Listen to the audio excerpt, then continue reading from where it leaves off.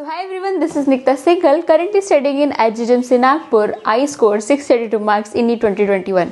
तो फिर आज मैं आपको बताने वाली हूँ कि हुआ मतलब मैंने अपना ड्रीम कॉलेज क्यों छोड़ा था। लाइक सबके अपने ड्रीम कॉलेज होते हैं, जब आप प्रिपरेशन करते हो तो आप एक ड्रीम देखते हो पर्टिकुलरली कि मेरे को ये वाला कॉलेज चाहिए ऐसे से। तो मेरा भी ड्रीम था एम्स का, बट उतना ज़्यादा हाई एम्स नहीं था मेरा, क्योंकि मेरे को पता था मेरे स्कोर कितने आ रहे, तो उतना हाई ड्रीम नहीं करती थी। बिकॉज एक रियलिस्टिक ड्रीम रखना चाहिए, क्योंकि तब जब वो टूटे तो इतना दुख ना हो। तो फिर मैंने एक रियलिस्टिक ड्रीम रखा था कि मेरे को एक नॉर्मल से आपको एम्स मिलेगा तो चलेगा, क्योंकि एंड में मेरे 650 तक आ गए थे। और पर जितने मेरे रेगुलर पूरे ईयर स्कोर रहा था, तो उसके हिसाब से मेरे को था कि मेरे को गवर्नमेंट कॉलेज चाहिए। और मेरे को गवर्नमेंट कॉलेज में मेरे को अपना जो मेरा स्टेट है हरियाणा, वहाँ पे जो सबसे बेस्ट कॉलेज है आपका पीजीआई रोहतक, तो वो मेरा ड्रीम कॉलेज था कि मुझे पीजीआई रोहतक चाहिए। तो सबकी तरह मेरे को भी बहुत ज़्यादा मन था पीजीआई रोहतक, फिर इसीलिए मैंने वही ड्रीम किया था। बट हुआ क्या, जब मैं नीट की प्रिपरेशन कर रही थी, करते करते जब लास्ट टाइम जब मेरा आखिरी स्कोर आया, तो उसी टाइम एक नया रूल आ गया। मतलब किस्मत कहो या जो भी कहो, मैं नहीं कहती किस्मत को दोष वगैरह, जो भी है। तो हुआ क्या कि मतलब नीट के जब मेरा नीट था और जब मेरा रिजल्ट आ गया, तभी नया नया रूल आया कि अब जो है हरियाणा में आप अगर एमबीबीएस करते हो तो आपको क्या है 7 साल का वहाँ पे बॉन्ड देना होगा। एमबीबीएस के बाद क्या होता है, हमें मतलब कुछ साल गवर्नमेंट के अंदर ही काम करना होता है उनकी सर्विस में, जो कि वो लोग किसी गाँव वगैरह में पोस्टिंग देते हैं। उसका रूरल बॉन्ड ही कहते हैं उसको, ताकि आपको किसी भी गाँव में जाके आप सर्विस करो, ठीक है। तो अब वो रूल था कि आपको 7 साल वहाँ पे जॉब करनी है, और साथ में उसके बाद अगर आप 7 साल नहीं करते हो तो आपको 40 लाख रुपए पे करने होंगे। तो इतने साल, एक तो एमबीबीएस है, उसके बाद 7 साल में बॉन्ड करूँगी, पीजी कब करूँगी और वगैरह सब। लाइक बहुत ज़्यादा वो चीज़ें हो रही थी कि बिकॉज सारी आगे की लाइफ में उस जगह पे काटना मुश्किल है, क्योंकि मैं कभी रही नहीं वहाँ पे। तो फिर 7 साल का बॉन्ड बहुत ज़्यादा बड़ा हो जाता है, और अगर आप नहीं करते तो आपको 40 लाख रुपए देने होंगे, जो कि एक प्राइवेट मेडिकल कॉलेज होता है।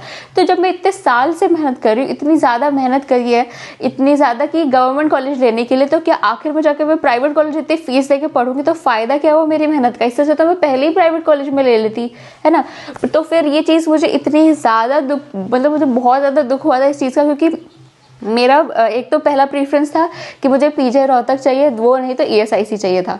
तो फिर हुआ क्या कि पीजीआई रोहतक का कट ऑफ मेरे से कम भी गया था, बट स्टिल मैंने उसको फिर आखिर में छोड़ दिया। मैंने नहीं भरा कॉलेज को, अपनी प्रेफरेंस में ही नहीं भरा, क्योंकि मुझे रिस्क लेना था। अभी भी क्या हो रहा है कि जो कॉलेज है उसके लिए बहुत सारे लोग स्ट्राइक पे जा रहे हैं कि वो अपना वो हटाए, गवर्नमेंट रिजर्वेशन, मतलब जो भी अपना ये चीज़ हटाए। वहाँ की गवर्नमेंट बहुत ज़्यादा जिद्दी है, वो नहीं हटाती बिल्कुल भी। तो फिर मुझे पता था, और मैं इतना बड़ा रिस्क नहीं ले सकती थी कि क्या पता गवर्नमेंट हटा दे या ना हटाए, ऐसे रिस्क नहीं ले सकती थी। इसीलिए फिर मैंने क्या किया, AIQ से ही अपना कॉलेज लिया, जो कि था Indira Gandhi government medical college Nagpur.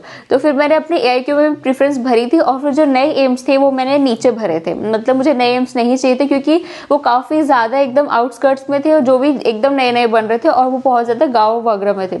तो फिर मेरे को इसलिए नए एम्स नहीं चाहिए थे, और वो इस्टेब्लिश भी नहीं थे। तो उसमें भी नए नए जब वो बनते हैं तो उनको टाइम लगता है अब एक अच्छी टीचर लेने के लिए, और फिर एक वो रहता है ना, स्टेबलाइज्ड रहता है, तो स्टेबलाइज नहीं होता है। इसीलिए फिर मैंने अपना ये वाला इंदिरा गांधी कॉलेज लिया, बिकॉज ये 1905 का है। और फिर मेरे को इतना बड़ा रिस्क नहीं लेना था अपने साथ कि मैं 7 साल का बॉन्ड या 40 लाख के रिस्क लगाऊं, क्योंकि अब मैंने इतनी मेहनत की है, तो फिर पापा के इतने ज़्यादा पैसे वेस्ट करने का कोई मतलब नहीं बनता है। और मतलब मेरा खुद का हमेशा से सपना था कि मेरे को गवर्नमेंट मेडिकल कॉलेज में जाना है, क्योंकि मेरा खुद से इतना था कि मैं कभी भी अपने पेरेंट्स के इतने ज़्यादा पैसे खर्च नहीं करवाना चाहती हूँ अपनी एजुकेशन में, जो कि लाइक अगर मैं इतनी मेहनत कर रही हूँ, what I deserve I should get that, ठीक है। तो इसीलिए मैंने अपना ड्रीम कॉलेज जो था पीजीआई रोहतक, या फिर पीजीआई रोहतक था, तो फिर वो मैंने छोड़ दिया था इस बॉन्ड के चक्कर से, जो कि आई डोंट थिंक चेंज होने वाला है। चेंज हो जाए तो अच्छी बात है, क्योंकि काफ़ी बच्चों ने वहाँ पे एडमिशन लिया है इस बॉन्ड के होने के बावजूद, क्योंकि वो लोग घर से ज़्यादा दूर नहीं जाना चाहते थे। और मुझे भी कई काउंसलर ने सजेस्ट किया था कि आप ले लो, क्या पता ये हट जाए, बट मेरे को ऐसा था कि मैं इतना बड़ा रिस्क नहीं ले सकती हूँ, क्योंकि एमबीबीएस आप कहीं से भी करो, अच्छे कॉलेज से करो, तो मतलब थोड़ा फ़र्क पड़ता है, बट उतना फ़र्क नहीं पड़ता कि आप अगर आप प्राइवेट से भी कर रहे हैं तो भी कोई फर्क नहीं पड़ता। एमबीबीएस आप कहीं से भी करो, एमबीबीएस लाइक एक डिग्री होती है, उसके कौन से कॉलेज में उससे उतना फर्क नहीं पड़ता है।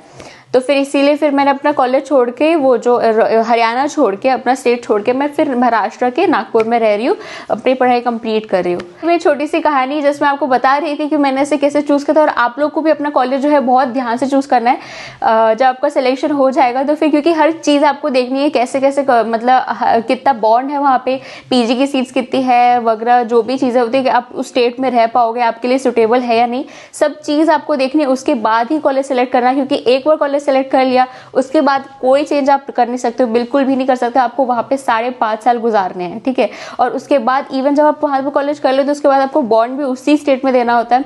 फिर मोस्टली चांसेस क्या होते हैं, 50% जो सीट्स होती है वो पीजी की रिजर्व रहती है, इसलिए ये भी हो सकता है कि आप पीजी वहीं से करो। इसीलिए स्टेट जो है आपको वाइजली चूज करना है बहुत ज़्यादा, क्योंकि ये आप ये समझ लो कि आपकी पूरी लाइफ वहीं पे जाने वाली है अब आगे के 10 साल ऑलमोस्ट, लाइक जो भी है।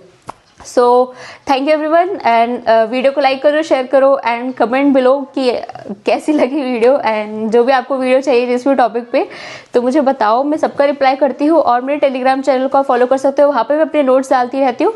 और अब मुझसे पर्सनली भी बात कर सकते हो, टेलीग्राम चैनल में आपको मेरा लिंक मिल जाएगा पर्सनली बात करने के लिए। So thank you, bye bye.